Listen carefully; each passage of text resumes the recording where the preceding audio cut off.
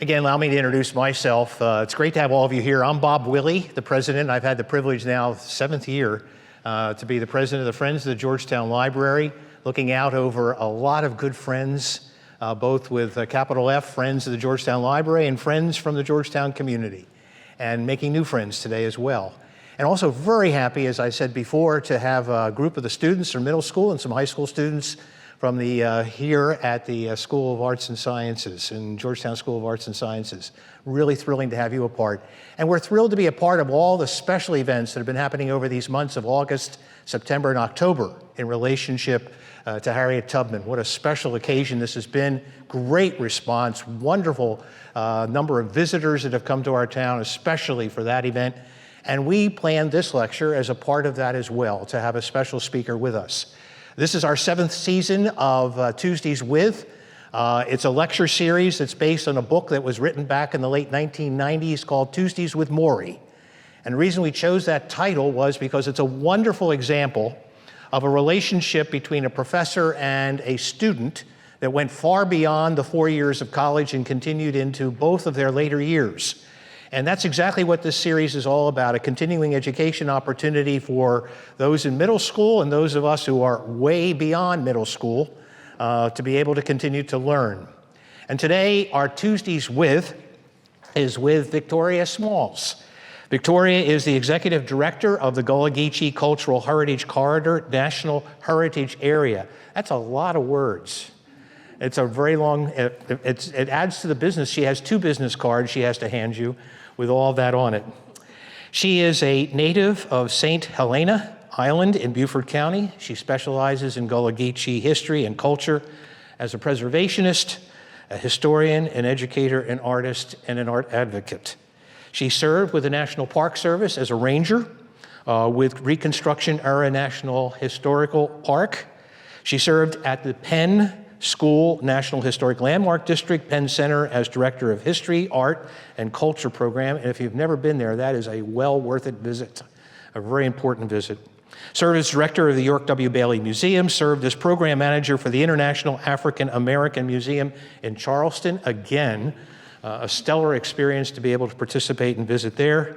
And served as an educator for Beaufort County School District. Served as Federal Commissioner on the Gullah Geechee Cultural Heritage Corridor Commission. She is really 97 years old. She looks,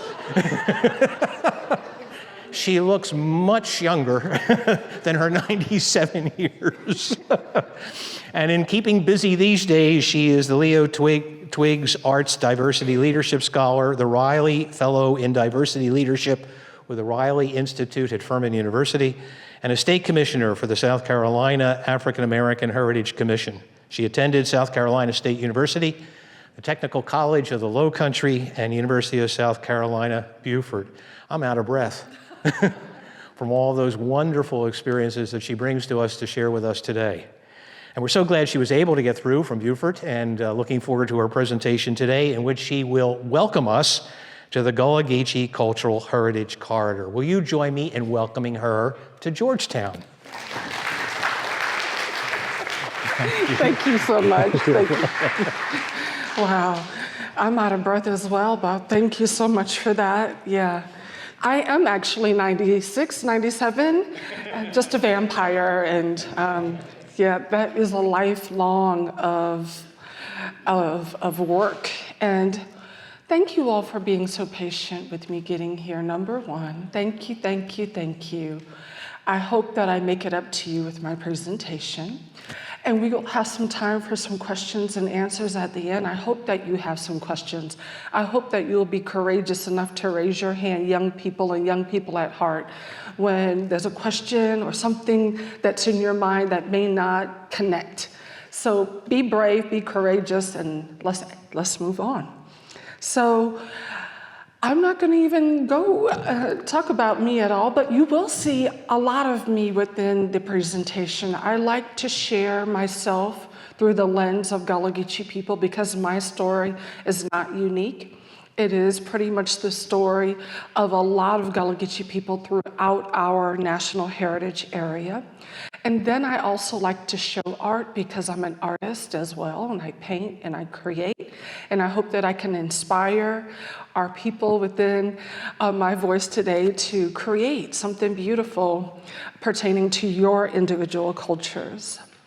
So, if you know what map this is on the right-hand side, just raise your hand if you know. And if you don't know, that's okay, because that's why you're here today. But thank you for raising your hand. It is, and I hope you all can see all the way back there. Can you see okay? Good.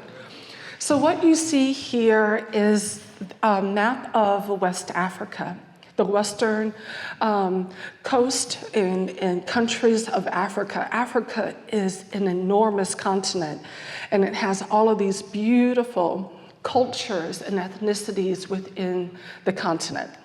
And so all the ones that you see highlighted and named in the beige color, the lighter color, is going to be where Gullah Geechee people are going to be coming from. But most importantly, we're going to be coming from the rice coast, from Senegal to down to Liberia, but also throughout. When I introduce myself to you in some other slides, you're going to see all the different countries and tribes that make up me and my African DNA, my ancestry. So you'll see the countries, and you'll see Wolof, you'll see Temni, you'll see Dan, you'll see Mendi, you'll see Fula, Hausa. You'll keep on going down to Congo and down to Angola with different types of tribes within the nations. But there's so many more multiple African tribes within this space. You don't see the Igbo listed. You do not see a couple of others listed, but there are hundreds and hundreds. And even within this area, there's hundreds upon hundreds of languages spoken. But what makes us Gullah Geechee? I'm Gullah Geechee. A couple of people who can raise their hand if you're Gullah Geechee within the audience. 1, 2, 3, 4, 5, 6, 7, 8. 8 people. Wonderful. So this is going to be the areas in which we're connected to from our African ancestry. So this is the Rice Coast. So Gullah Geechee people are the descendants, the children of the children of the children of the children of West Africans who were enslaved on rice, indigo, and seal and cotton plantations in the United States. And so this is a picture of what some of the cultural connections are. Within these people they have different tools for rice cultivation and planting rice. Actually, for processing rice, you'll see flat baskets called fanner baskets. You'll see a mortar and pestle. These are different things that you would use on the continent of Africa, and then also within the United States in the Gullah Geechee corridor, which I'll show you a picture of in a little bit. These are some of the tools that would be used.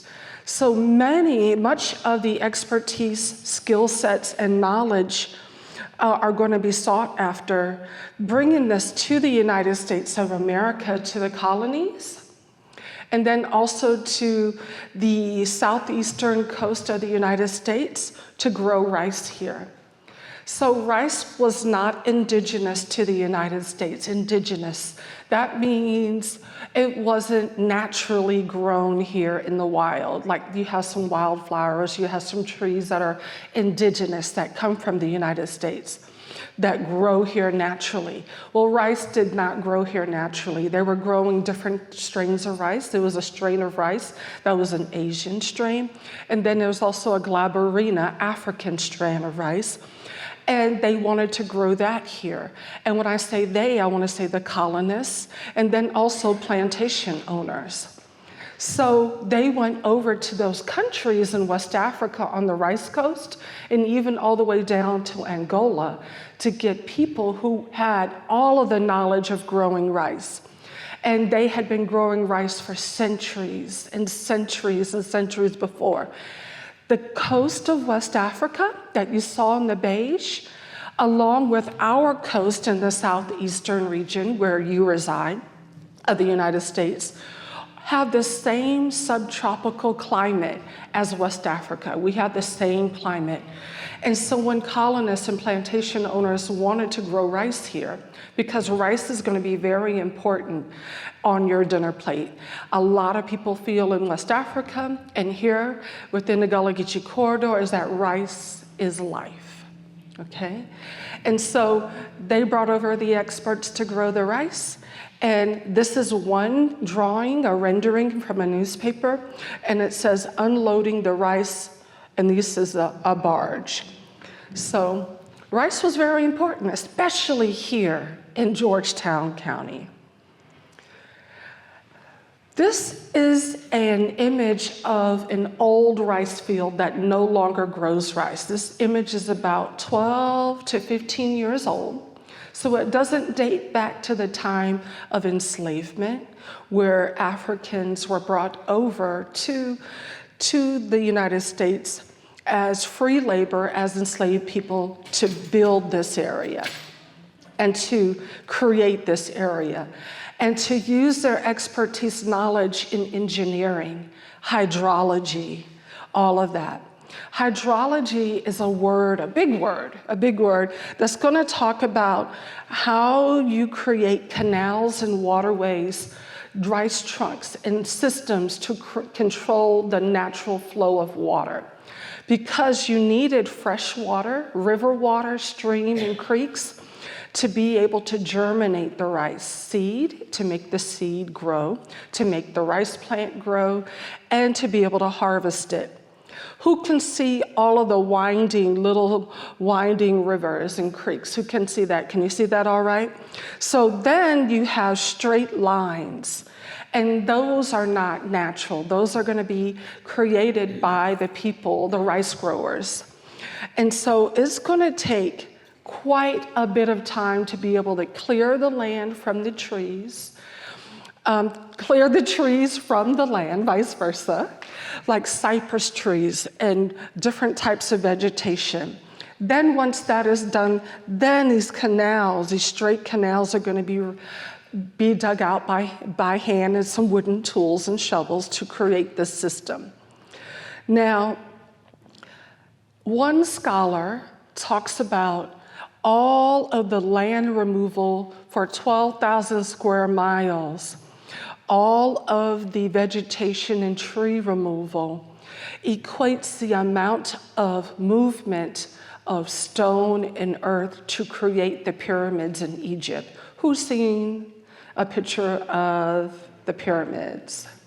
Very good. So just think about all of the labor, all of the workforce, all of the people, all of the strength, all of the time that it's going to take to create these rice fields. And this is what it looks like. This is going to be something known as Carolina gold rice and sometimes Charleston gold rice, but I'm going to say Carolina gold rice because we're in Georgetown, South Carolina. And Georgetown is going to be one of the major, your hometown is one of the major productions and producers of rice, with multiple plantations dedicated to rice. I promised you that we would have some artwork, and this is one image by Diane Britton Dunham. She's a Gullah lady, and she loves to paint. She passed away a couple of years ago, but she's left behind an amazing legacy of artwork and of her body of work, rather, that talks about the ingenuity, the expertise of passing on the rice tradition from elder to parents down to children. And that is really closely related to how we pass on many of our traditions and art forms in the Gullah Geechee culture. All of this coming from West Africa. So you can see the straight water canals that you need the water to be able to grow the rice. And then you see the elders and the parents and the children out in the field harvesting their own rice. She calls this painting Our Land because they are actually working and harvesting rice on land that they own. This image might look familiar to some older people, some of the elders, and maybe some of the young scholars here in the room. But this is going to be an image what I understand is coming from Plantersville in the Georgetown County area. I don't know which area, but it's called Rice Harvest. And this is where there are people that are West African descent, Gullah Geechee people that are going out to harvest the rice, and they're coming in.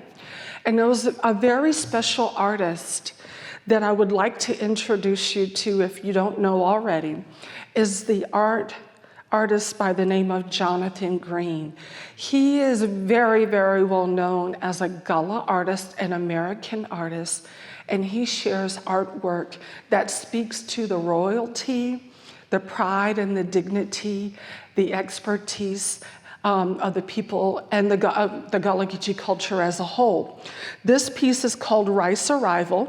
It was used here in Georgetown County to celebrate the Rice Forum. I think it was like a small conference that took place here some time ago. But Jonathan Green is going to be the person that is really going to paint from memory, paint in celebration of his culture, because he's really, really proud of the fact that he comes from amazing ancestors that brought such a wonderful and amazing culture to the United States. So I'm going to read this for you, but before I do that, I want to show you the areas, some of the areas in which rice grew in the United States. So rice is going to grow all the way in North Carolina, along the water, along the Atlantic coast. So if you go to the beach at all, here is Georgetown, and the beach and the ocean, the Atlantic Ocean is here.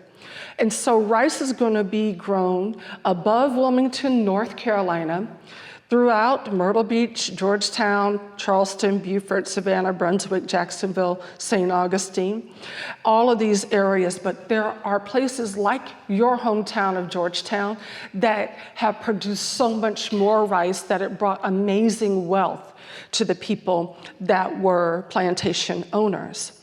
So, but this is also a picture of a map, actually, of the Gullah Geechee Cultural Heritage Corridor, National Heritage Area. So this is going to be where we celebrate and educate people, young scholars like yourselves, about the nature of how we became Gullah Geechee, and then also celebrate it and also help to protect it. So all of this area in the beige is going to be old areas of old rice fields, Sialan cotton fields, and indigo.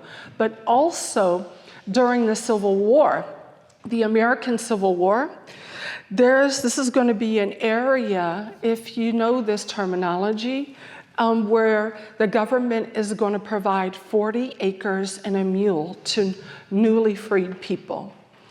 Actually, that happened, but then the government decided to take it back. However, there are many Gullah Geechee people within this area that have settled after enslavement during freedom, which we also call emancipation. And they're also going to be traditionally living here on land that is owned by family. And some of us have migrated to other areas during the Great Migration, packing some of our culture with us. But primarily, this is where you're going to find Gullah Geechee people. I live in the Beaufort, South Carolina area, and this is where you are in Georgetown.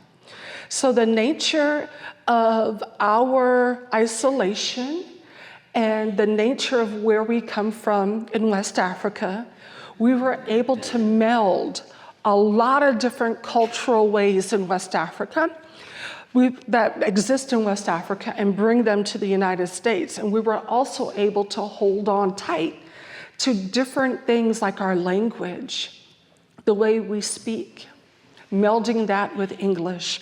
We were able to hold on to some of our traditional art forms. Who's seen a sweetgrass basket?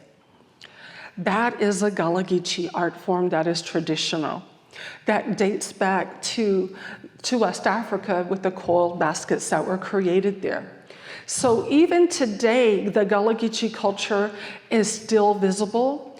It looks a little different. It sounds a little different in each community, but you can see it in our arts, our crafts, the arts like you saw with Jonathan Green and Diane Burton Dunham. You can see it in the crafts like the fanner basket that you just saw, and you will see some more within some of the ways that we cook our food and how we prepare it, our food ways, within our music that we sing, our spirituality and religion, and definitely our language.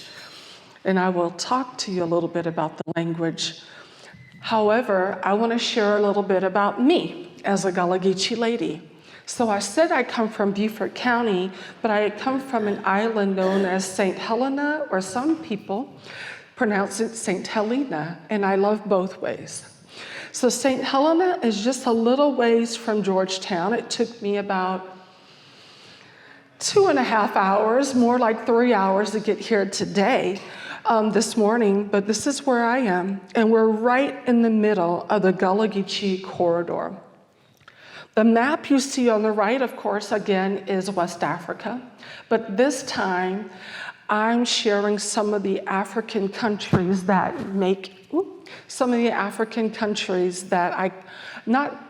that my ancestors come from, like my third great-grandparent, grandfather, Sanko, blood, he's coming from Sierra Leone. Then we have another ancestor coming from Senegal, another from Mali, Guinea-Bissau, Guinea, Sierra Leone, Côte d'Ivoire, Ivory Coast, Ghana, Togo, Benin, Nigeria, Cameroon, and all the way over there, Congo. So those are within me. Those are my great-great-grandparents and great-great-great-great-great-great-grandparents, and all of that is within me as well. And I'm really happy to be able to find that out only about 3 years ago in doing some DNA testing. So sometimes when your ancestry, your legacy, your history, your family history is tied to enslavement, because it was enslaved people that built the rice fields and the wealth within this area. Sometimes you don't always know who your second, third, fourth, fifth, sixth, seventh, eighth grandparents are. My mother is Irish, German, and British Wales, and my father is Gullah African descent. And so I am mixed with all of those countries and cultures from my mother's side, and I'm also mixed with the African ancestry that you see here. My mother, we can find our family going back to the late 1500s in British Wales. But for my father's family, we only can find one third great-grandfather, Sanko, who was born in Sierra Leone. And we're grateful for that. Did y'all see that? I was just trying to make sure y'all are awake. Let's do it again.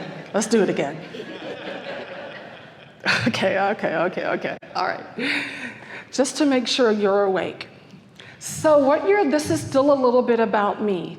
But remember, even though I'm telling a story about me, many Gullah Geechee people have that many African countries mixed within their ancestry and their DNA, along with European and Native American.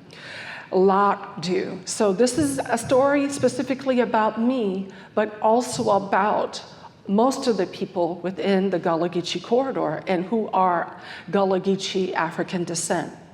So to the left here, you see a picture of a man and a woman, and they're from St. Helena Island. I don't know their names. I paired this picture with a document from my family's records that we were able to find just recently. And we were able to fill out a family tree. Who's ever in class had to fill out a family tree? You've had to fill, and you put your name, and then you put your mom and dad's name, and your grandparents, and then your father's parents, and their parents, and it goes out, and you fill out all these names.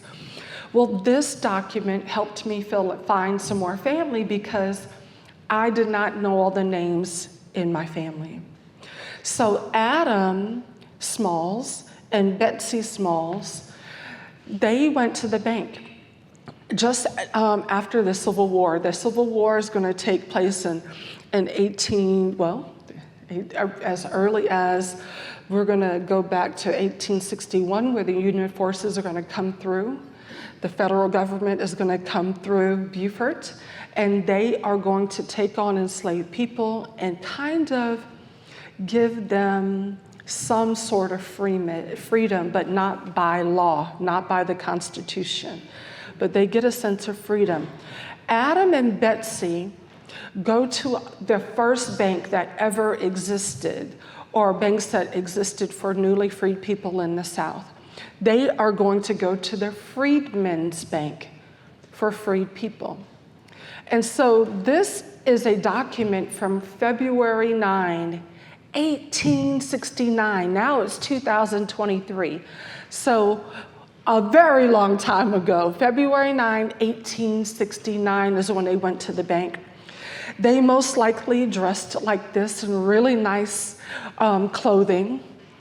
They're probably going to take a basket with some food and supplies in it because they're coming from St. Helena Island, and it doesn't have a bridge. So they have to take a boat, which African people and Gullah people call a bateau, bateau or bateau. And they're going to have to row that boat or get a ride by a ferry boatman over to the mainland into Beaufort, South Carolina, where they go to the bank in Beaufort. The entire South during the Civil War and after the Civil War, at the end of the Civil War, in an era called Reconstruction era, where the United States was trying to usher in the formerly enslaved people into freedom and into citizenship. And it took a long time to do that, the Reconstruction era. So during the Reconstruction era, this is when Adam and Betsy went to the bank. And if they're going to the bank, they had some money. So they took their money, maybe it's in the basket with some snacks and some food to help them on their trip. And they go to the bank, but Adam and Betsy cannot read, write, or do math because during enslavement, it was against the law to teach enslaved people how to read, write, and do math.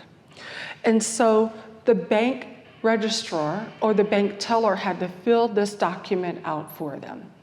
So at the top, they asked him, where was he born? He says, St. Helena Island. Where were you brought up? Same place.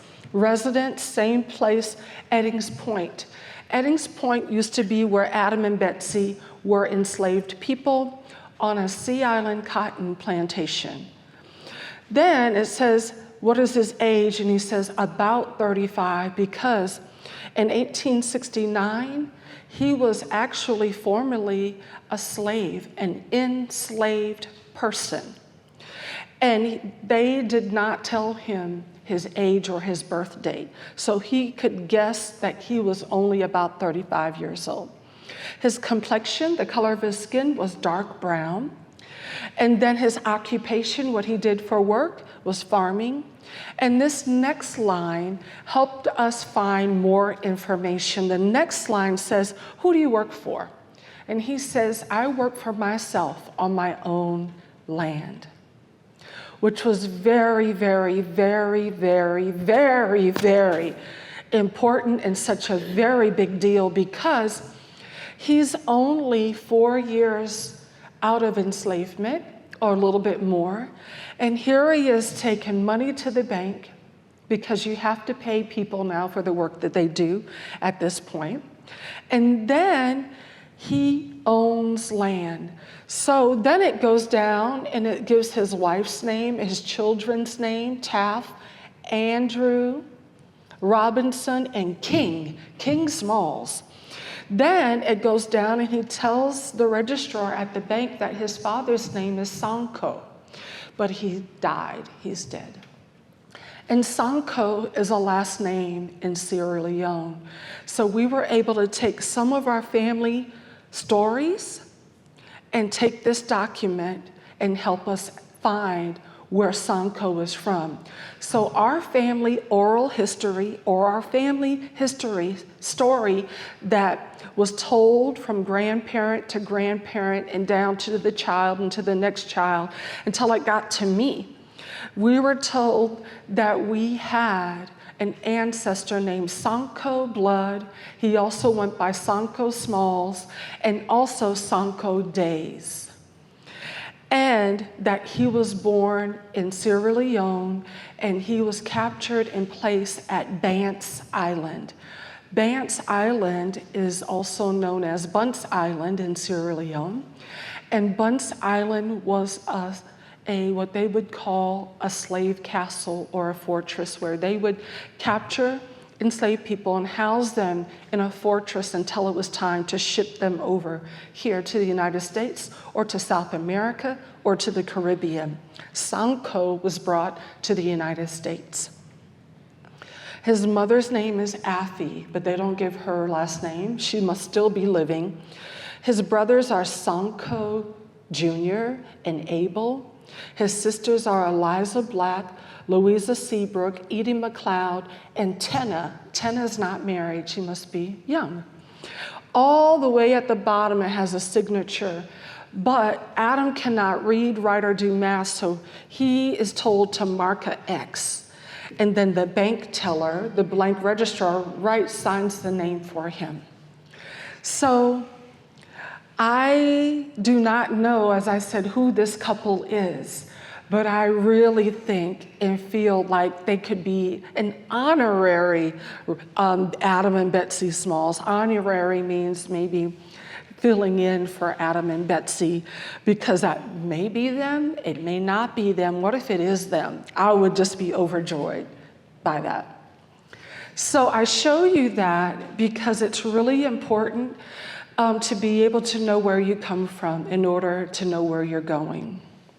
And I love the fact that we were able to find out about more family members here. This is a part of my family tree. So this is me all the way down here where it says Vic, then my father, my father's mother, my father's father.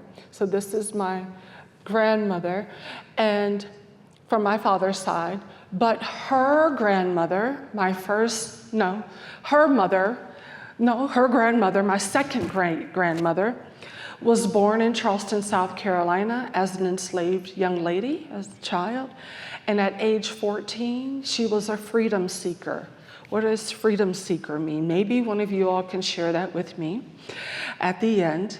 But she was a freedom seeker, and she left Charleston and made her way to Edisto Island, and then made her way to St. Helena Island, and then she's responsible for me standing here today.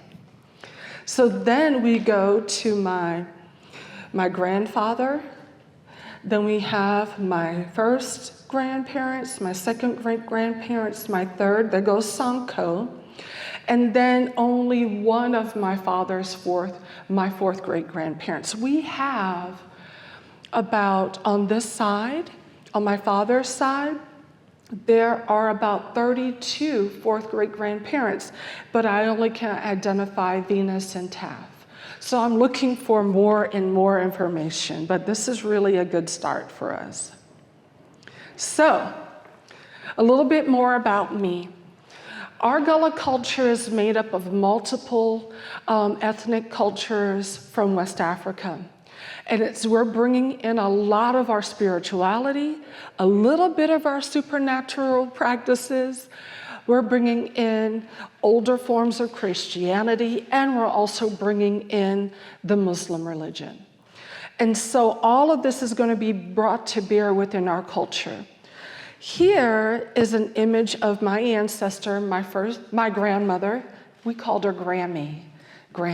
Her name was Elizabeth Smalls, and she was born in 1895. And these are my two siblings on our land that Adam and Betsy purchased. They purchased 59 acres of land during the Civil War, which is really, really a special thing, and we still own a portion of that land today. Over here is my father, and guess what? If my father were living today, he would have been 102 years old. 102, my father. And this person here is the prettiest baby in the world. Right there. Don't you agree? I know, I see someone saying no. Okay, I got a thumbs up. However, they thought I was a boy because I was over a year old here, and the ears here are the same size ears that I have today. And because I had such big ears as a baby, and you couldn't put barrettes and bows in my hair because it would fall out, or I would pull it out, everyone would say, oh, look at the pretty little boy. You recognize this gentleman, Miss Vinnie Dees. That's my best friend. Yes, my father. So Miss Vinnie Dees has been a dear friend of our family since I was maybe this age. Yeah, or maybe when I was in my mommy's belly. But she is an amazing dear friend of our family, and I have really fond, amazing memories of you. So this image, as I said, is on our land that we still own today. And we're really, really grateful for Adam and Betsy for sacrificing, saving their money, that they were finally able to earn money and purchase the land that we have and that we can pass on. Land is going to be something that is vital and so important to Gullah Geechee people. There are people like me that still have the land that they were passed on generationally. We call it ancestral land. However, today, we have a lot of people that are losing their land for many different reasons, and not so much to their own causing. I want to talk about a Gullah statesman. And this man is really, really important within the political arena of after the Civil War, but actually during the Civil War. So his name is Robert Smalls. I'm not sure if any of you, if you've heard of Robert Smalls, I'm a teacher, former teacher, so the older people here know of Robert Smalls. So I'm gonna share a little, I'm sorry, I missed you all in the back. So Robert Smalls, I like to call him the Honorable Robert Smalls, and typically you will give that title, the Honorable, if someone serves in government or political office. So I'm gonna tell you a little bit about Robert. So Robert is special to me because every day someone asks me, are you related to Robert Smalls? Are you related to Robert Smalls? And I say, I want to be, because he did some amazing, amazing things. And he set an amazing example for what we can attain and have goals for to attain, rather. And so Robert was born in Beaufort, South Carolina, my little hometown, my area. And he was born enslaved with his mother to a plantation owner and enslaver by the name of Henry McKee. Now, Robert was like me. Robert was born what they would call a term mulatto, which means that you were mixed race. And typically we don't use that term much anymore. We just say biracial, or you're mixed with this and this and this. Well, Robert was biracial with white and black when he was born. And it had always been assumed and thought that Mr. McKee was his father, because Lydia, his mother, Robert's mother, was not married. And then, so Robert's gonna grow up on the grounds of the McKee house. He's enslaved with his mom, as I said, but he gets to play with the McKee children who are white, and he gets to have some special privileges, not many, because enslaved people had to go by a certain set of laws and rules. And enslaved people were not really considered a full human. They were considered 3/5 human, which was something that was not really true, because we were all 100% human beings. But that was the law of the land during that time. So Robert is going to grow up, and he's going to be going to different places. Who knows what a curfew is? A curfew is like a time that you have to get something in, like a deadline, like you have to get back home by 6 o'clock, or you have to get home by 9 o'clock. And that was a rule that was put in the house for you to get back. Well, there was a curfew for people that were enslaved in Beaufort and pretty much all over different places, maybe even here in Georgetown. So Robert didn't always follow the rules, and he decided that wherever the McKee children went, who were free, that he should be able to go along with them. And so he would get in trouble a lot because he would miss curfew, and that was a law that was broken. And so his mother was very afraid that he was going to get in trouble. And sometimes punishment for children looks different. Punishment for enslaved children looks different than it did for adults. And so a young Robert child, he could have been sold away, farther away from his mom. So his mom and Mr. McKee, Lydia Polite and Mr. McKee had a conversation, and they decided it was best for Robert to move to Charleston. At least Charleston, South Carolina wasn't far, far, far, far away, that at least Lydia could be able to hear how Robert was doing and how he was getting along. Well, at age 12, anybody age 12? Yeah, so at age 12, they send him off to Charleston, and he starts getting different work that he has to do. So a long time ago, you didn't have street lights outside. You had lamps, oil lamps, and Robert's job was to light the oil lamps with a fire, with a long stick with a fire on the end that would light the street so people can see at night. Not very well, because there's only a candle or a lamp, but that was one of his jobs. And then he had another job being a busboy at a restaurant, meaning that you would clean the tables after someone would have dinner. Then between 16, 18, and 21 years of age, between 16 and 21, he started working at the Charleston Wharf on these ships. Some of them were steamships, and some of them were ships with sails. And then also he worked with many other enslaved men. Well, the war is going to break out. The American Civil War is going to break out.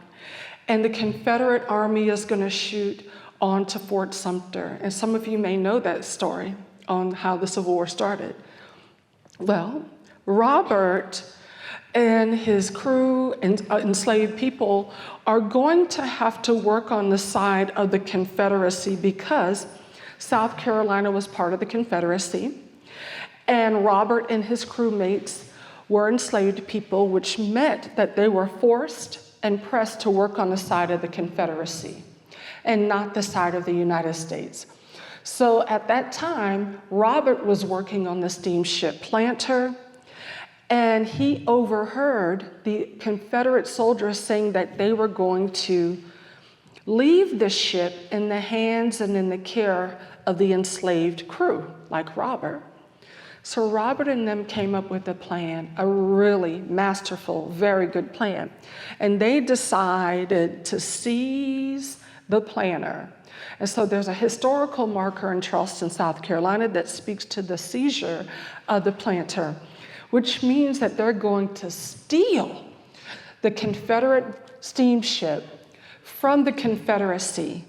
However, when they do that, it's in between midnight and early in the morning before the sun rises.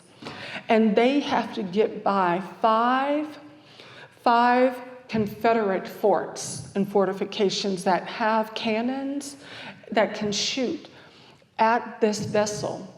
So Robert and them steal the Confederate ship. Robert knows all of the whistles that they have, all the codes and all the secrets. And there are lots of secrets of the Confederacy on here, and they make their way past all of them. And then they deliver the steamship to the United States, to the Union forces. And Robert becomes a hero. He becomes a hero to the Union of the United States. He becomes an enemy to the Confederacy because the Confederacy was so embarrassed that Robert stole the steamship away. And so Robert is going to have his photo taken, and he's just going to be all over all these newspapers all over the United States.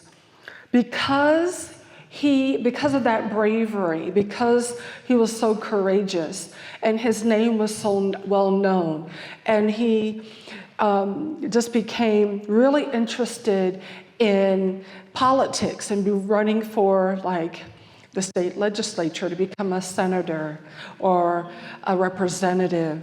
He was able to run for these offices and win.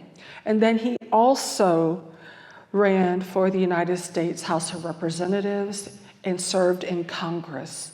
So he went from being an enslaved young boy, from stealing the steamship from the Confederacy, from the enemies of the United States, and delivering that to President Abraham Lincoln, getting a small reward for that. Then he catapults into fame and becomes a congressman in the United States.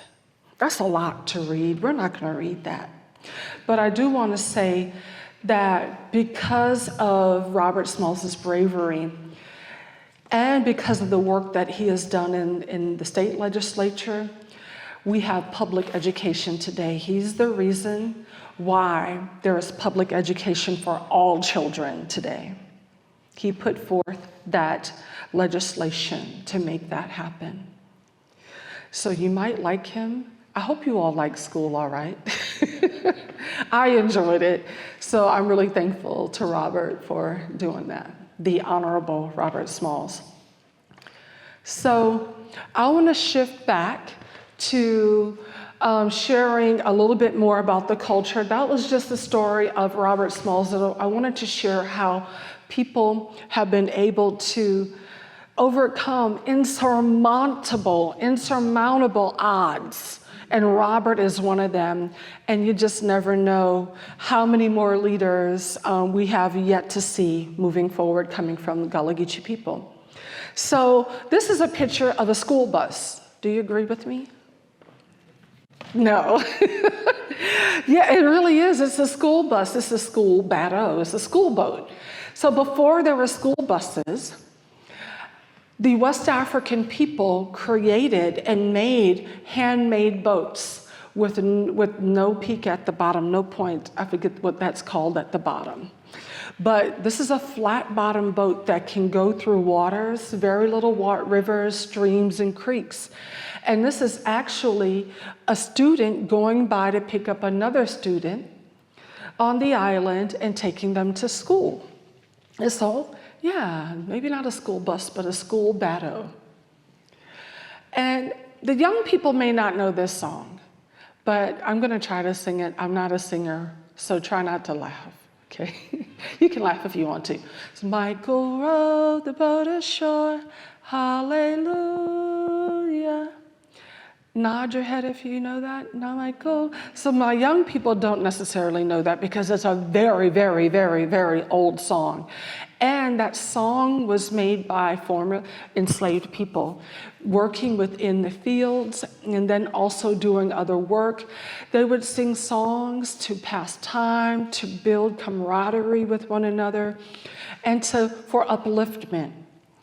And so the bateau, the ferry guy, the young man there, he has some oars in the boat that you don't see, but when he gets to very shallow water, he would use his staff to push the boat further onto the shore and make it, because you can't use the rows anymore. That song, Michael Rowed the Boat Ashore, originated by Gullah Geechee people and is still sung today, not only in the United States, but all over the world. There goes another school bus. I'm gonna call it a school bus because those are some more students. This time they're standing up and you can see how very shallow the stream is. And so definitely, I would imagine that there might be even some water in the boat, and they don't want to get their pretty dress uniforms messed up. Or it's about time for them to get off the boat, or they were just posing for the picture. So there's another art form that we're going to bring over, not only the Gullah from West Africa, because if you go to West Africa today, you will see boats like this. So we brought that expertise knowledge over to the United States. And then also the art of cast net making. And this gentleman, Captain Crip Legree, he sews these fish nets. A cast net is a fish net. And then you go either on the bateau or on the shore, and you toss it out, and then it opens up like an umbrella. And then it falls down to the bottom of the water or the river or the creek. You have a long string attached to your hand, and you let it settle, and you pull it up, and you get all this fish and shrimp and crabs and squid and yummy stuff to eat. That's how I learned how to fish. Who's ever fished with a fishing pole? Yes, I've never done it that way. I've only done it this way. So you would have to teach me how to use a pole. I would have to teach you, more than likely, to use a cast net, maybe. That was an art form that was brought over from West Africa as well. So when you see that, you can thank West African people and Gullah Geechee people. So here's another artist, Diane Britton Dunham again. She's one of my favorite artists, but she shares some more of our cultural traditions that she saw in photographs, or that she has been passed down the knowledge or the information to her through stories. And so you can see the Africanisms, the African culture and the Gullah culture with the boat, the cast net, and this right here, that wooden shovel.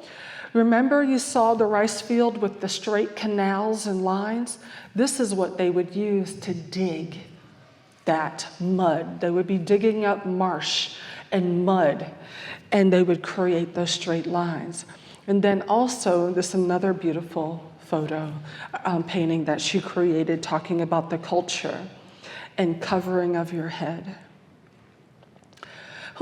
So we talked about sweetgrass. Some of you all raised your hand when I talked about a sweetgrass, if you had seen it before.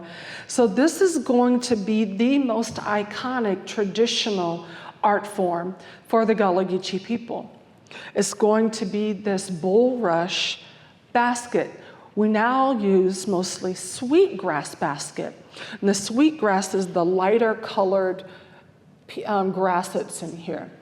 So when West African people came to the United States, they already knew the art of making coiled baskets. They would start in the middle, and they would sew a row and another row and weave another row, and it would grow and grow and grow and grow and grow until you get something this large. And you see that even in East Africa, in West Africa, all the way from Senegal down to Angola. Even over in East Africa, in Rwanda, they make coiled baskets. Well, that tradition, that art form, that craft was brought over with us. We didn't have identical materials that we did in Africa, so we made do with what we found on the coast of the United States. Palmetto trees, the leaves, pine trees, sweetgrass. We use those now, and pine needles. But before, we only used bulrush a bulrush grass, which was thicker, the darker brown color, and we would sew that with the palmetto leaves, the fronds. Today, we still have people that create these baskets. You've seen them here. And there are even men and women that have learned from their parents and their grandparents about the tradition of making baskets. This one looks entirely different from what we used to have. We made baskets to hold babies. We made baskets to hold laundry. We made baskets with bulrush to get harvest out of the fields, or to put fish and shrimp in, or to store things in. But this one was used to cultivate and fan the rice. Remember, I showed you the picture very early on with the African people, and they had the mortar and the pestle and the baskets. Well, this is going to be a version of the African basket, using our African connections and ingenuity here. This is going to be some New Age Gullah, amazing, beautiful pieces that are created as an art form. Who wants to guess how much this one costs? Raise your hand, and yes, ma'am, with the glasses on. How much do you think this costs? Just guess. It's okay.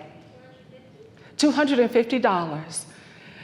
$5,000. Yeah. This one, who wants to guess, knowing that this is $5,000, how much do you think this one is? Yes, sir. $10,000. $30,000. So our people have taken a traditional basket and have learned to be able to add and evolve and add beautiful, even more beautiful elements to it, to be able to bring wealth and jobs to themselves and their family. But you were close. That was a good guess.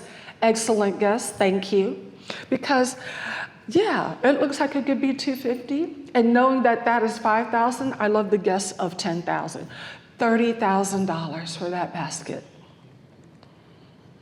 And so you can see here, Miss Green has a traditional fanner basket.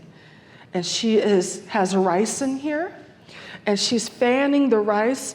The hull of the rice is flying away, and the rice grain is falling down to another basket on the ground. So these are things that we are passing down the traditions. More artwork. I love talking about art. So we have a gentleman, artist by the name of Amari Ferris. And Amari Ferris creates beautiful art pieces. He even does murals on walls of different scenery, but primarily celebrating his Gullah culture. He comes from multiple places, but his family's roots comes from down in Florida. He now lives in South Carolina, and you can see the sweetgrass baskets, the rice here. You can see how this woman kind of looks like how my grandmother was. My grandmother had all white on, a white apron, had her head covered. But this is also bringing in some of the Gullah boat back there, the batto. It's bringing in the palmetto trees, the land, the waterways, and nature. Because Gullah Geechee people work very close and are tied. Now, our culture is tied to the land and also to nature in major ways. Another artist, Cassandra Gillens, and she's showing how the art of sweetgrass basket making is being passed down from the mother to the children, and that it is a full family enterprise. Language. How am I doing on time? Yeah, we got to tie this up. So, a little bit about the language. So, all of those countries that you saw on the map, all of them have many, many, many, many, many languages.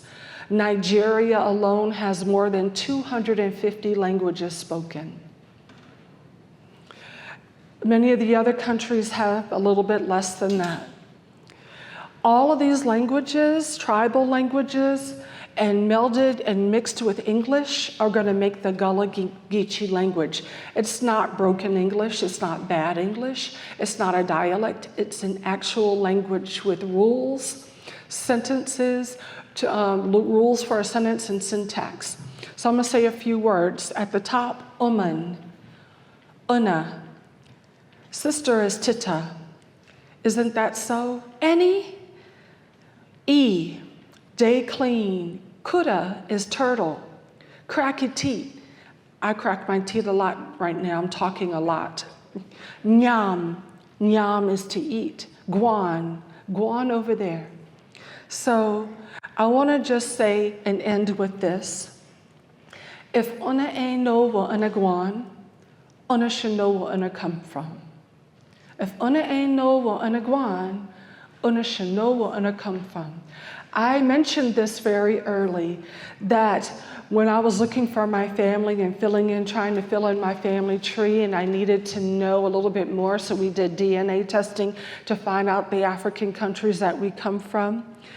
If you don't know, if you ain't know where you come from or where you're going, then you should know where you come from. And this has really been a great journey in learning where I come from. So I glad for see on today. I glad for see on today, and I hope for see on the sooner we land a Gullah Geechee. That is the language of Gullah. And I hope that when you come across a Gullah speaker in your communities, that you will stop, look, listen, and hear what they have to say. So I'm glad for see on today. I'm glad to see you today. Hope for see on soon. I hope to see you soon. And we land a Gullah Geechee, and we land in our land of Gullah Geechee. So I hope that you learned a little bit today. I'm sorry that I went over because I got here a little late. So I'm going to scroll through some more slides as I take some questions. Is that possible? So who has a comment or a question? Be brave, be courageous, anything that you can think of. Yes, ma'am. Please stand up. Yes. What's your question? Do you still make paintings? Do I still create art? I do, and I'm a little shy. I didn't put any of my artwork. No, I did, but I'm not going to tell you which one it is. But I did put something in here. But I do create. It really helps me. For example, if I'm feeling blue, a little sad, or if I want to celebrate something, I will go into my house, break out a big piece of paper. Sometimes I will paint, and sometimes I use pastels, and I use my fingers to create. So yes, I do, and now I'm starting to share more of my family history and who I am in my paintings. Thank you for that.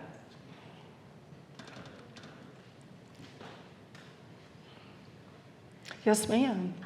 Some of our students are talking about wanting to build a boat for the corrugated boat race. I just wanted to know are there plans for a bateau? Let's get that to you. I know a gentleman that would be really happy to be able to share some of those plans with you. So I will give you my business card. They have to make it out of corrugated cardboard. But That is perfect. And then maybe they can add some Gullah scenery on the side of it or some paint. I don't know. I think big, I'm sorry. But yeah, absolutely. Yes. Yes, ma'am. I attended the Gullah Geechee conference at Coastal Carolina University Yeah. a couple of years ago. Yeah.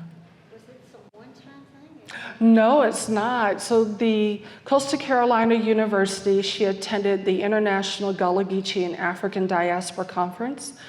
There have been 2 so far, and I understand that there are works to bring that, to make it continue. However, they've just had some transition. I can't speak to it fully, but we support it as a Gullah Geechee culture in different ways, and going there to present, to provide a little bit of sponsorship support. It's really, really amazing conference to attend, and you can learn so much more than what you learned today. Yes. February 21st.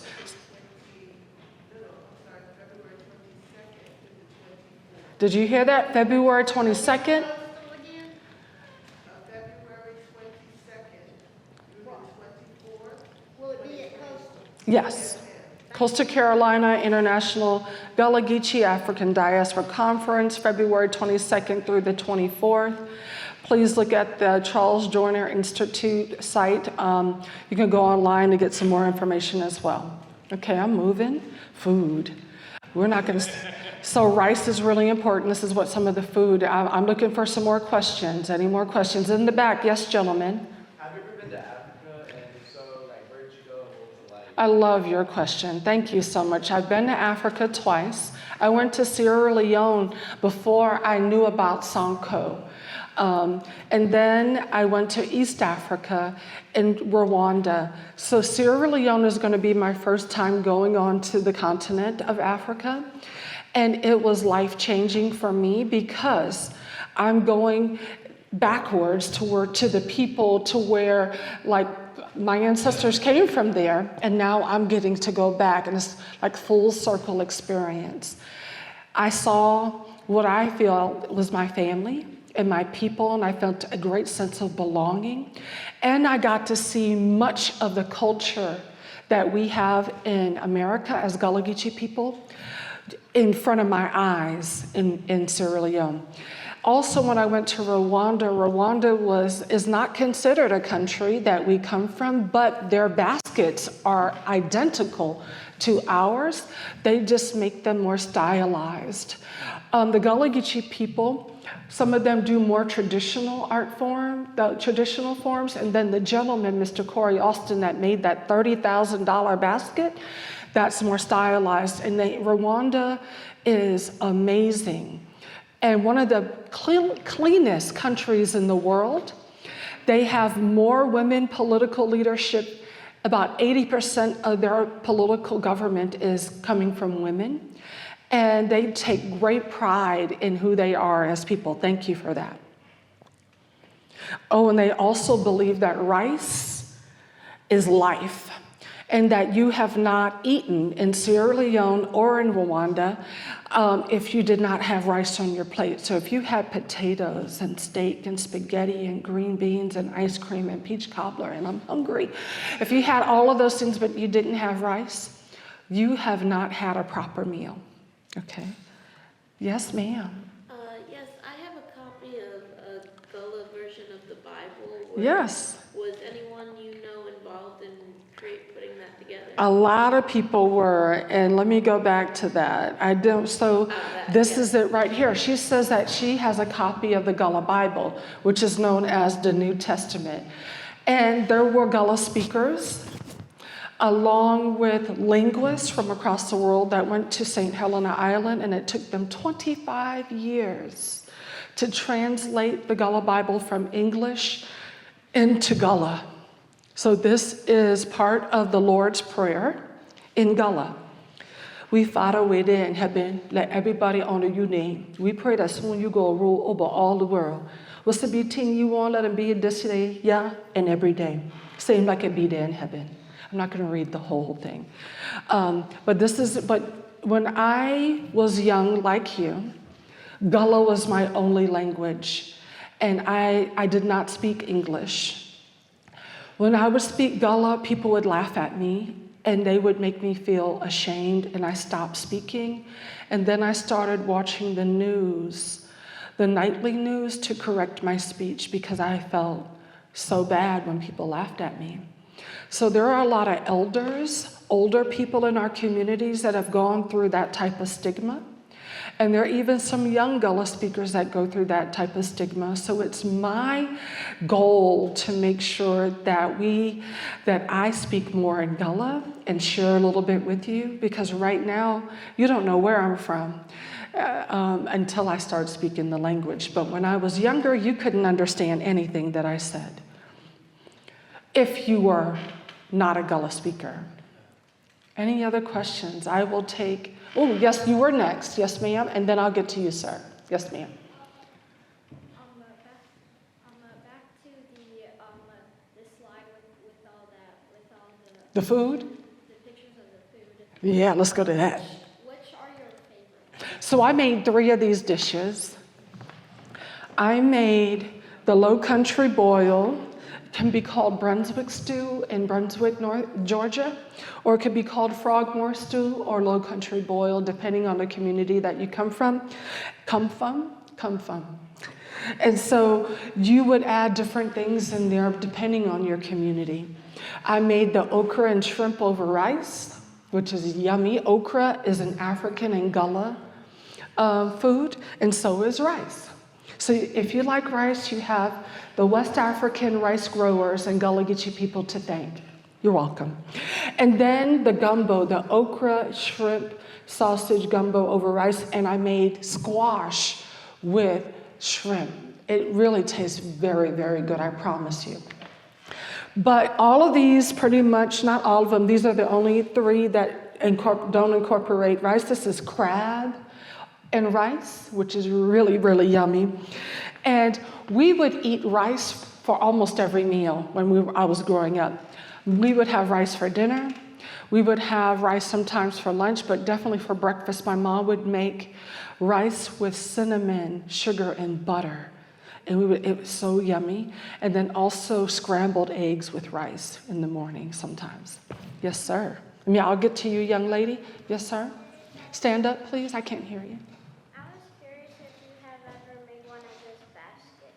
Oh, I like that. I was curious. I like curiosity. Great question. Did I ever make one? So because my family did not have that tradition, they did not share that with me. However, I took a class. I took 2 classes and I created a circle. That's about all I could do. Yes, ma'am. I'm so sorry. Yes, sir.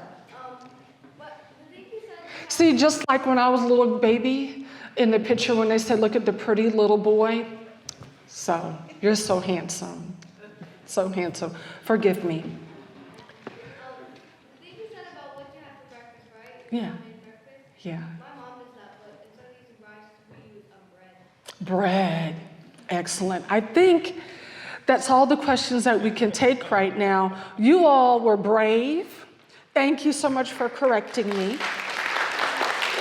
Thank you for your questions. Thank you for your patience. And I want to thank you for the invitation and coming here. And I'm hoping that you'll invite me back. Please. Okay. I'll trade. I want to thank Victoria very, very much for a wonderful presentation. I thank all of you for being here today. This has been a wonderful presentation, and it's going to be videoed and available on YouTube. We'll send it out if we may for the Friends of the Library, so if you get a chance to view it and let others know about how excellent this was. Wonderful, wonderful presentation. Victoria, thank you. And thanks for your persistence again in getting here to be with us. A lot of thank yous today, if I may. Yes.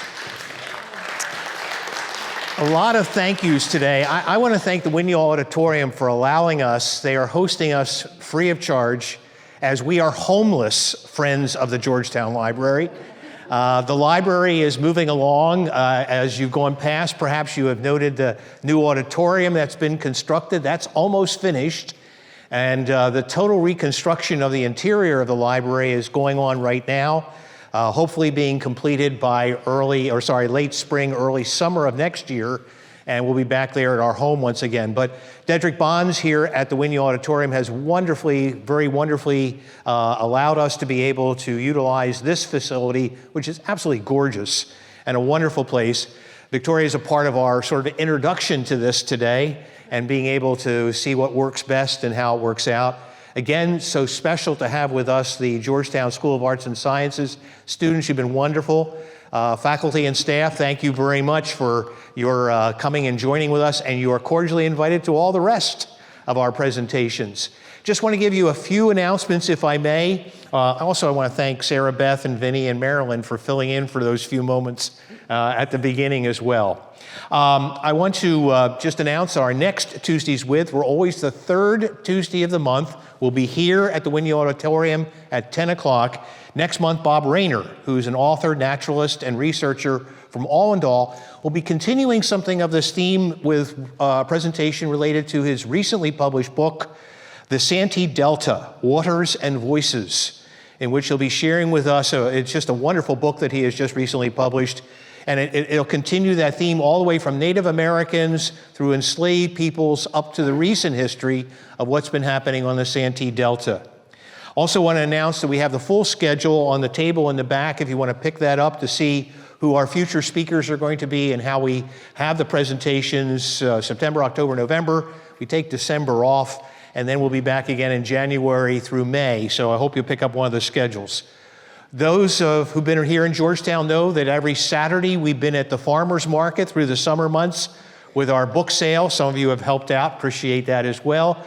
We'll continue with one more Saturday, September 30th, is going to be our last Saturday of the book sale. Join us there. It's a wonderful way by which we've been raising funds to support our library through the summer. Our community yard sale is coming up on October 14th, the second Saturday in October, on the parking lot beside the new courthouse, behind the library. Great way to be able to pick up some great sales and a lot of fun we have that day. Also, if you'd like to have some spots to sell, it's a great way to participate in a community yard sale without having people tread on your lawn and have to do the advertising. We'll take care of all of that. We've also been invited to participate in the Wooden Boat Show this year, which is the third weekend in October. They have invited us to put up a book table there. And so we're going to be selling books at the Wooden Boat Show, and they have to be all about marine things, marine activities. So you'll see how we've been very creative, talk about bateaus and so forth, as to ways we can sell some books there. And then our Yuletide home tour, talking about Christmas already. We're just like the stores who've already put up Christmas things to sell. We're going to be having ours on December 9th. It's a full schedule. We got a big fall. And it's a wonderful time with the Friends of the Library. But we have started out wonderfully. Victoria, thank you for a wonderful presentation. And I thank you all again. Thanks, everybody. Have a great day.